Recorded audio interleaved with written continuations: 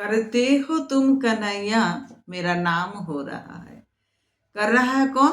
कन्हैया कर रहा है सब कुछ। और नाम किसका हो रहा है? मेरा नाम हो रहा है। उसने ये काम कर दिया। एक भी कुछ काम भगवान की इच्छा के बिना हो सकता है? कोई कुछ प्रभु की इच्छा के बिना कर सकता है? नहीं ना। आप लोग सोचेंगे कि आज हम ये सब क्या बोल रहे हैं। इसलिए हम बोल रहे हैं कि सामने आ रहा है ना श्री कृष्ण जन्माष्टमी उत्सव। ये मेरे जीवन का, मेरा माने पूरा साल भर का सबसे सबसे श्रेष्ठ उत्सव है श्री कृष्ण जन्माष्टमी उत्सव। भगवान जब किसी को कुछ करवाते हैं, किसी के द्वारा कुछ करवाते हैं, तभी कोई कुछ कर पाता है। लेकिन नाम क्या होता है? उन्होंने किया। माने इनका नाम दे करके बोलता है राम ने किया, श्याम ने किया, जदू ने किया, कन्हैया ने किया, माने ऐसे करके नाम दिया जाता है। लेकिन असल में कौन करता है? सब भगवान श्री कृष्ण करते हैं। सब उन्होंने किया। बाबा भोलानाथ का दिन है तो बाबा भोला, जिनको जो भी देव जिस पर माने जो जिस देव को इष्ट मानते हैं, सोचिए कि वही देव उनके जीवन का सभी कुछ का कर्मभार ग्रहण करते हैं, वही सब कुछ कराते हैं, वही सब के अन्नदाता है। मैं कृष्ण भक्त हूँ तो मैं कृष्ण कथा बोलती हूँ। जो शिव भक्त होगा वो शिव बाबा को मानता होगा, जो दुर्गा माँ का भक्त होगा वो दुर्गा माँ को बोलते होंगे। तो बात वही है, सब करते हैं प्रभु, और हम लोग खाली नाम लेते हैं कि मैंने किया। ये मैंने किया, ये बहुत बड़ा खराब चीज है। भगवान स्वयं अपना सारा कर्तव्य पूरा करते हैं। भगवान मेरे को एक मन दिए हैं, मुझे एक मन दिए हैं, और इस मन को कंट्रोल करने का पावर जो है वो मुझे करना होगा। यही एक काम केवल भगवान ने मुझे दिया है कि अपना मन को कंट्रोल करके मेरे चरणों में उसको लगाओ। इस मन को जब कंट्रोल करके हम उनके चरणों में लगाएंगे तो सारा बेड़ा पार फिर वही कर देंगे। मेरा काम क्या है?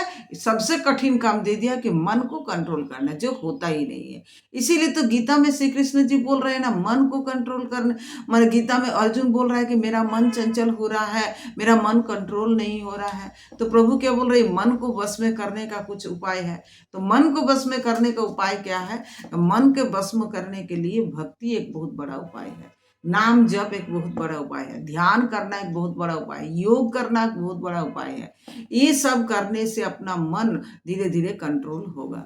आप बोलिएगा कि मन को हम कुछ तो उतना गलत करते भी नहीं है, ना हम शराब पीते हैं, ना हम कहीं बाहर अड्डा देते हैं, ना हम कुछ घर संसार में ही तो लगे रहते हैं। तो मेरा मन को कंट्रोल करने का हमको क्या जरूरत है? हाँ, मन को कंट्रोल करने का इसीलिए जरूरत है क्योंकि मेरा जन्म केवल घर संसार निभाना, बच्चा पालना, बड़ा करना और घर में काम धाम करना, इसके लिए नहीं हुआ।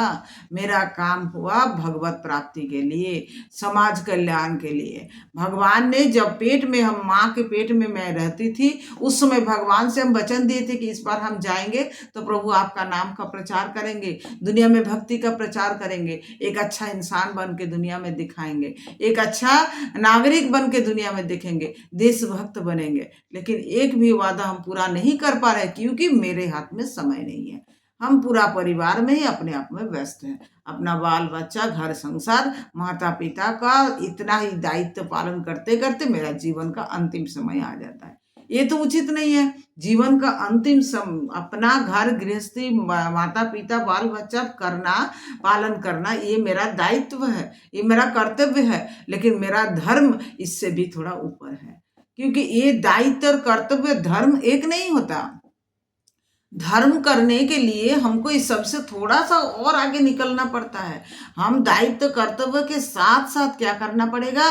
धार्मिक बनना पड़ेगा। और धार्मिक मतलब ये नहीं कि हम खाली भगवान का अगरबत्ती या दिया दिखा के पूजा कर रहे हैं, भोग लगा रहे हैं, बस इसको धार्मिक नहीं कहते हैं।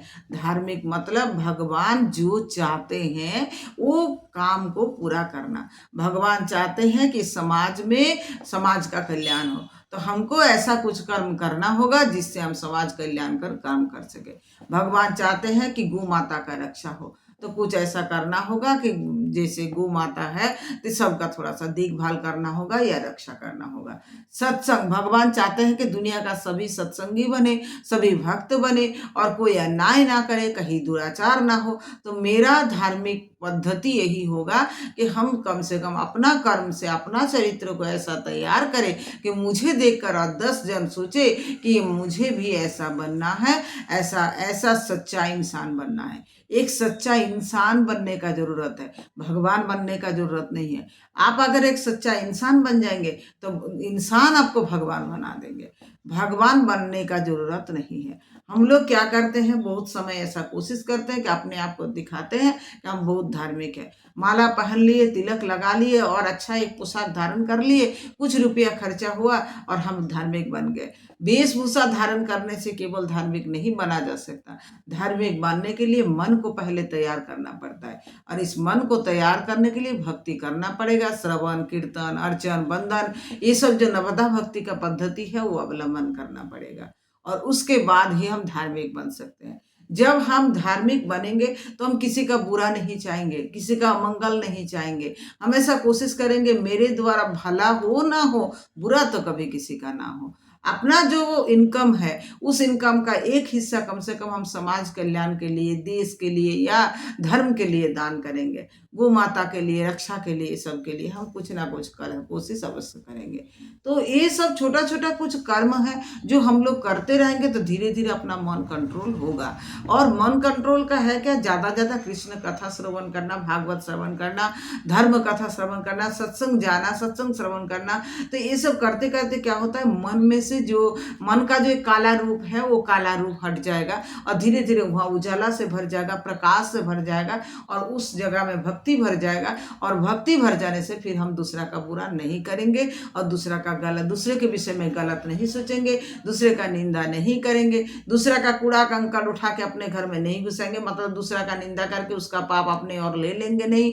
तो अपने को सचेत बनना होगा, सचेतन बनना होगा, जिससे हम क्या कर सकते हैं, ज़्यादा ज़्यादा करके हम मतलब ज़्यादा ज़्यादा करके हम हमारा भक्ति में आगे बढ़ेंगे और देश की रक्षा के लिए हम अपना धार्मिक जो नीति है, पद्धति है, उसके अनुसार चलने का कोशिश करेंगे। राधे राधे। आज थोड़ा सा ऐसे ही आलोचना किए, अच्छा लगा कि मन में आया ये सब बात आप लोग से आलोचना करना चाहिए। आप लोगों को कैसा लगा? राधे राधे। खुश रहिए, प्रसन्न रहिए, आनंदित रहिए। हरि बोल, हरे कृष्ण।